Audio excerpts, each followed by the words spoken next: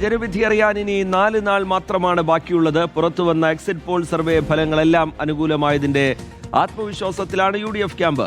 72 മുതൽ 85 സീറ്റുകൾ വരെയാണ് പല ഏജൻസികളും പ്രവചിച്ചിരിക്കുന്നത്. 74 മുതൽ 80 സീറ്റ് വരെയാണ് UDF നേതൃത്വം പ്രതീക്ഷിക്കുന്നത്.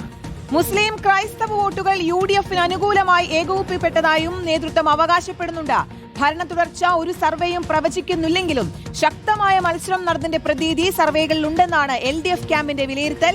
ഇത് സംസ്ഥാനത്ത് ഭരണവിരുദ്ധ വികാരമില്ലെന്നതിന്റെ തെളിവാണെന്നും LDF ക്യാമ്പ് പറയുന്നു. മിക്ക സർവേകളും സീറ്റുകൾ ലഭിക്കുമെന്ന് പ്രവചനം വന്നതോടെ NDA ക്യാമ്പും ആവേശത്തിലാണ്. അർജുൻ മട്ടന്നൂരും MG പ്രതീഷും VS രഞ്ജിത്തുമാണ് വിശദാംശങ്ങളുമായി ചേർന്നത്. ആദ്യം അർജുൻ മട്ടന്നൂരിലേക്കാണ്. അർജുൻ, ഭരണ തുടർച്ചയോ ഭരണമാറ്റമോ എന്ന ചോദ്യം ഉയരുമ്പോൾ ഭരണമാറ്റം എന്നുള്ള സൂചനകളാണ് ഉയർന്നു വന്നുകൊണ്ടിരിക്കുന്നത്. കേരളം കൈപിടിക്കുമോ?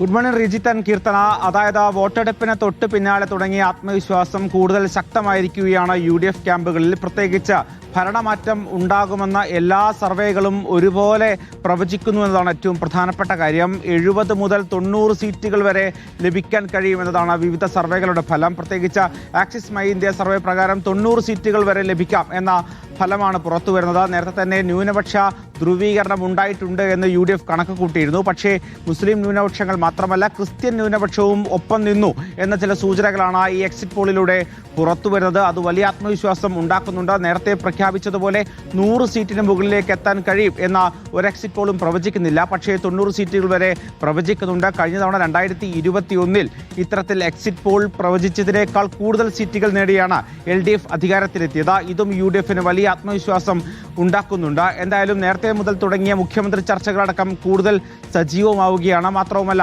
മന്ത്രിസഭാ രൂപീകരണം അടക്കമുള്ള കാര്യങ്ങളിലേക്കും ഒരുപക്ഷെ UDF കടക്കാൻ സാധ്യതയുണ്ട്. 4 ദിവസം മാത്രമേ ബാക്കിയുള്ളൂ. പക്ഷേ എന്തായാലും വിജയം ഉറപ്പിച്ചിരിക്കുകയാണ് UDF. ആത്മവിശ്വാസത്തോടെ പ്രതീക്ഷയോടുകൂടി വോട്ടെണ്ണലിലേക്ക് കാത്തിരിക്കുകയാണ് UDF.